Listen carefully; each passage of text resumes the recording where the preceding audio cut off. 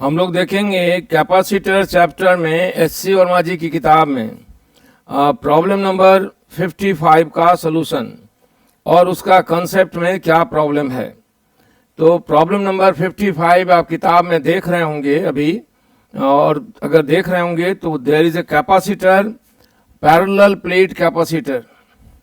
ये इस तरह पैरेलल प्लेट कैपेसिटर है और इस पैरेलल प्लेट कैपेसिटर का प्लेट एरिया मालूम है। इसका प्लेट एरिया दिया हुआ है A और इसका प्लेट सेपरेशन, दोनों प्लेट के बीच का सेपारेशन भी D दिया हुआ है।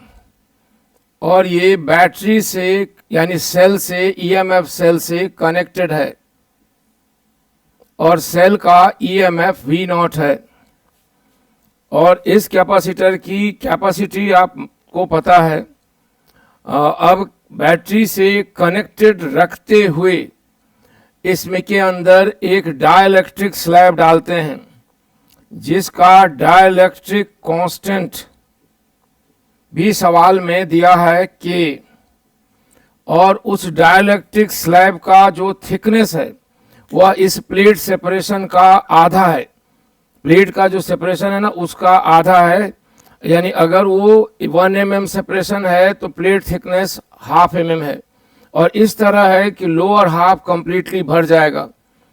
तो इसका पहला सवाल है कि जब बैटरी कनेक्टेड है उस समय इसके अंदर डाइलेक्ट्रिक स्लैब इंसर्ट करिए जिस डाइलेक्ट्रिक स्लैब का थिकनेस D/2 है, जहां सेपरेशन D है और लोअर हाफ भर गया उसका डाइलेक्ट्रिक कांस्टेंट। तो इस प्रोसेस में इस कैपेसिटर की पोटेंशियल एनर्जी कितना इंक्रीज या डिक्रीज करती है, पहला सवाल यही है। आप पहला सवाल सामने रख के देख सकते हैं। पहला सवाल का स्टेटमेंट है कि find the increase in electrostatic energy, यानी एक dielectric slab is inserted into the gap such that it complete partially fill the gap half, lower half जो नीचे वाला हिस्सा है। तो इसका पोटेंशियल एनर्जी, कैपेसिटर की पोटेंशियल एनर्जी कितना इंक्रीज करेगी। सबसे पहली बात, बैटरी कनेक्टेड है, इसलिए बैटरी कनेक्टेड है इसलिए टर्मिनल का पोटेंशियल डिफरेंस में कोई चेंज नहीं आएगा। हम इनिशियल कंडीशन में when dielectric slab is not there, is not inserted, अंदर डाला नहीं गया है, बाहर है, कहीं भी हो, तो उस समय कैपेसिटर सर्किट पर KVL अप्लाई करें। उसके प्लेट पर जो चार्ज का अमाउंट है वह पता लगाते हैं और साथ में इस समय इस पर चार्ज का अमाउंट होगा Q0 और यहाँ Q0। अगर हम इसमें लूप रूल अप्लाई करें तो Q0 minus V0 minus Q0/C0 equal to 0। तो Q0 बराबर हो जाएगा C0 V0, वेयर की C0 कितना है, तो C0 बराबर है ε0 A/D। ये उस समय की बात है जब डाइलेक्ट्रिक स्लैब इंसर्ट नहीं किया गया है but battery has been kept connected. तो उस समय इसकी इनिशियली पोटेंशियल एनर्जी होगी ½ C0 V0 स्क्वायर। अब उसके बाद डाइलेक्ट्रिक स्लैब इंसर्ट किया गया। डाइलेक्ट्रिक स्लैब के इंसर्ट करने से इस स्पेस में दो पार्ट हो गया, एक ऊपर वाला हिस्सा C1 और एक लोअर हाफ C2। C1 और C2 की कैपेसिटी बदल गई और वो दोनों मिलकर एक सीरीज इक्विवेलेंट कैपेसिटी बनाएगा, और जो ये सीरीज इक्विवेलेंट है उसका वैल्यू पहले के कंपैरिजन में कैपेसिटी को बढ़ा देगा। अब टर्मिनल वोल्टेज कांस्टेंट है और कैपेसिटी बढ़ जाए तो एडिशनल चार्ज सोर्स से आएगा, और एडिशनल चार्ज जब सोर्स से आएगा तो source will does some work, और वही वर्क डन एनर्जी बनकर कैपेसिटर में इंक्रीज लाएगा। तो अब निकालना है कि डाइलेक्ट्रिक स्लैब इंसर्ट करने के बाद after inserting the dielectric slab, after inserting the dielectric slab, capacity C1 हो गई एप्सिलॉन नॉट A d/2 आधा हो गया का, और C2 हो गया 2K एप्सिलॉन नॉट A/d, और इक्विवेलेंट कैपेसिटी हो जाएगी फाइनल इन दोनों की सीरीज कॉम्बिनेशन, वो होगी C1 प्लस C2, और नई कैपेसिटी के साथ नया चार्ज भी आएगा, इनिशियल चार्ज Q0 था, और नया चार्ज आएगा Q बराबर CV0, और पोटेंशियल डिफरेंस सेम है और चार्ज इंक्रीज किया है। दैट इंक्रीज कितना किया, तो उतना इंक्रीज यहाँ से जो किया तो ये यहाँ से फ्लो करके गया, ये बराबर होगा Q माइनस Q0, इतना चार्ज क्रॉस करेगा और बैटरी पर वर्क होगा, बैटरी वर्क डन पॉजिटिव है, battery supply energy and that extra energy goes into the capacitor circuit. तो कैपेसिटर के अंदर पोटेंशियल एनर्जी में इंक्रीज, इनिशियल तो पता है, फाइनल निकालते हैं। तो फाइनल एनर्जी हो जाएगी डाइलेक्ट्रिक स्लैब डालने के बाद हाफ के को तो डालने के बाद इक्विवेलेंट कैपेसिटी जो है हाफ CV0 स्क्वायर, यानी चेंज इन इंटरनल एनर्जी हो जाएगी कैपेसिटर की, final half CV0 square minus half C0 V0 square, यानी ये हो जाएगा half C minus C0 V0 square. यही हो गई energy, extra energy that goes into the capacitor, और उसका कारण भी समझ में आता है कि work has been done by the source, and that work कितना होगा ये भी आप निकाल सकते हैं। ठीक है, अब इसके लिए आप क्या करें, तो फाइनल कैपेसिटेंस निकालें, C1 C2 वाला जो फार्मूला था, यानी यहाँ जो कैपेसिटी का फाइनल वैल्यू आया है ये वाला वैल्यू, ये वाला वैल्यू यहाँ रखिएगा। तो ये वाला वैल्यू सॉल्व करने पर C1 C2 आपके सामने है, तो सॉल्व करने पर C का वैल्यू कितना आता है, तो C बराबर आ जाता है, C का वैल्यू आएगा epsilon not A divided by D 2K plus 1, और इसका वैल्यू यहाँ रखेंगे तो पोटेंशियल एनर्जी चेंज आ जाएगा हाफ C0 V0 स्क्वायर, और यहाँ होगा 2K प्लस 1 माइनस 1, यानी half C0 V0 square multiplied by K minus 1 K plus 1। यही है एक्स्ट्रा एनर्जी।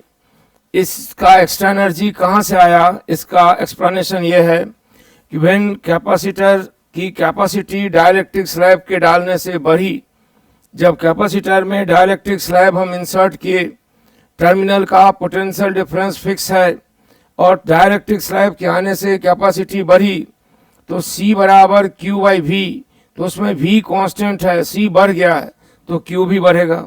वो एक्स्ट्रा चार्ज कहाँ से आएगा, तो इस बैटरी को निगेटिव टर्मिनल से इन करके पॉजिटिव पर आएगा, क्योंकि डाइलेक्ट्रिक स्लैब के आने से ये जो डाइलेक्ट्रिक स्लैब आया है उससे पोलैरिटी नहीं चेंज की है, वही टर्मिनल पॉजिटिव है जो पहले था, इसलिए चार्ज एक्स्ट्रा आया, यही पॉजिटिव था वही बाद में, इसलिए एक्स्ट्रा चार्ज इससे होकर आएगा, और जब चार्ज एक्स्ट्रा आएगा तो work is done by the source, and that work done by the source get supply energy to the capacitor, यानी डाइलेक्ट्रिक स्लैब की इंसर्ट करने से एनर्जी बढ़ने का कारण है, work has been done by the source, energy has been supplied by the source to raise the potential energy of the capacitor when the dielectric slab has been inserted, keeping the voltage or keeping it connected with a constant voltage source।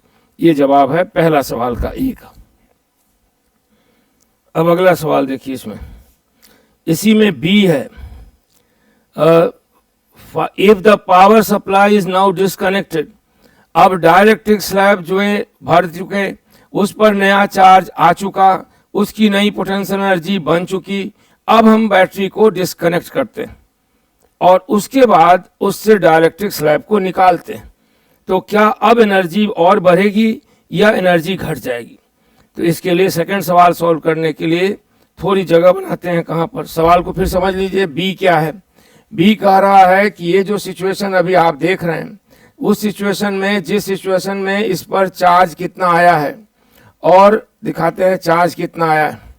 इस situation में इस पर charge है, capacity इस समय है initial capacity, ये question number B, यानी dielectric slab is not inserted नहीं, बल्कि अब डाइलेक्ट्रिक स्लैब इंसर्टेड है।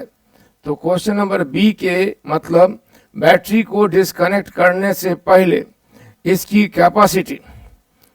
कैपेसिटी बराबर है सी नॉट 2k+1। इस पर चार्ज का अमाउंट फाइनल बराबर है सी वी नॉट, यानी सी नॉट वी नॉट 2k+1।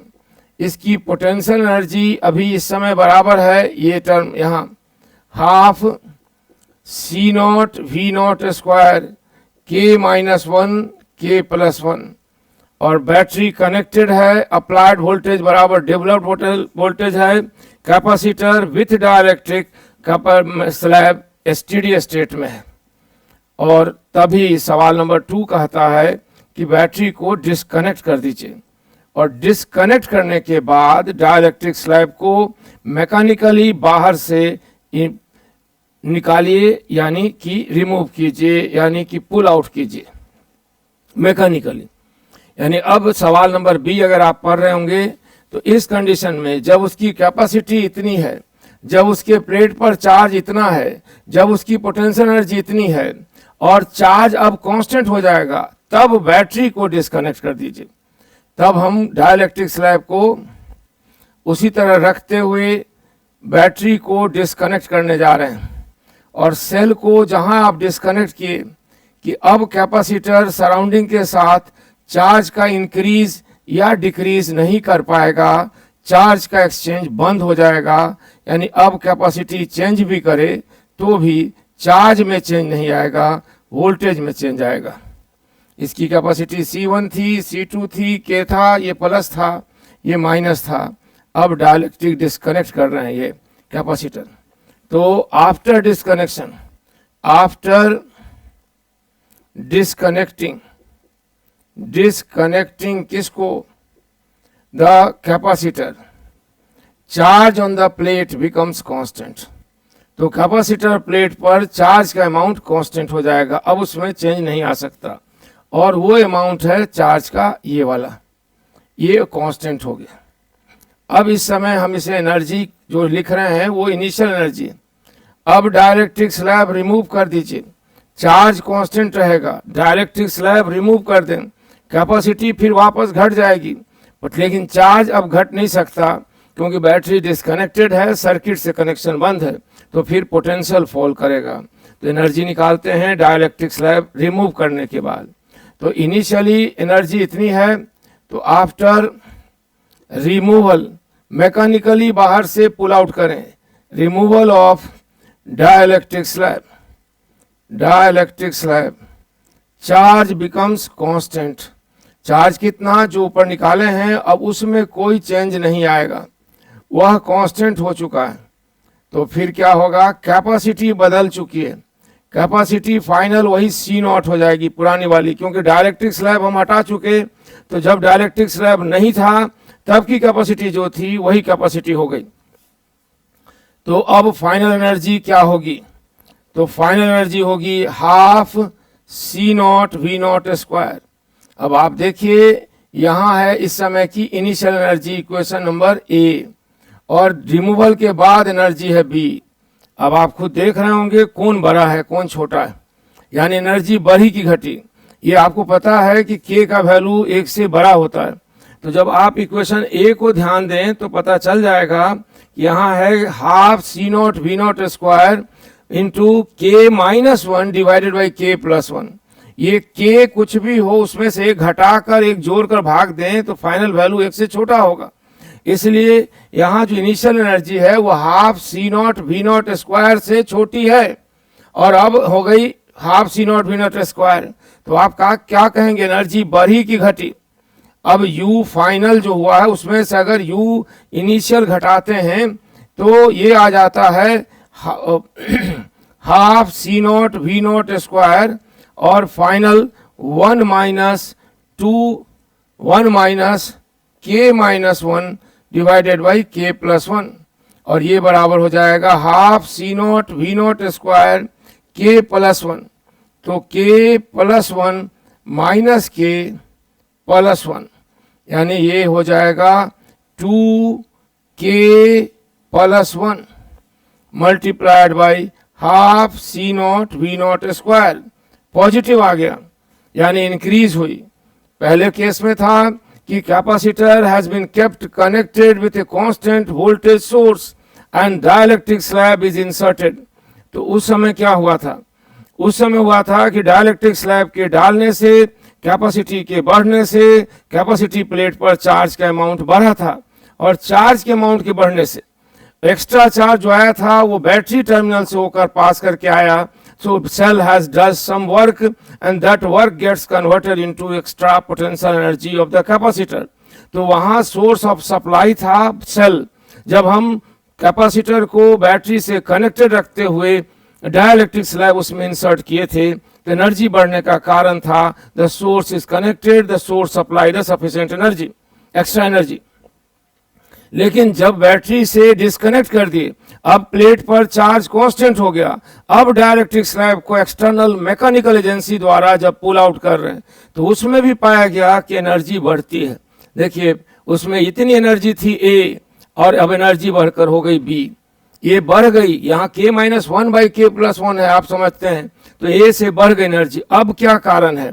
अब इसका कारण है कि extra energy has been provided by that mechanical agent, जिसने उसे पुल आउट किया है, उसे वर्क करना पड़ा है डाइलेक्ट्रिक स्लैब पर, and that work gets converted into extra potential energy of the capacitor. अब वो extra energy supplier external mechanical agency है जो डाइलेक्ट्रिक स्लैब को उस सब कैपेसिटर स्पेस से बाहर निकाल रही है। तो इस तरह सवाल का एक्सप्लेनेशन हो गया कि पहली बार एनर्जी क्यों बढ़ी और दूसरी बार एनर्जी फिर क्यों बढ़ी।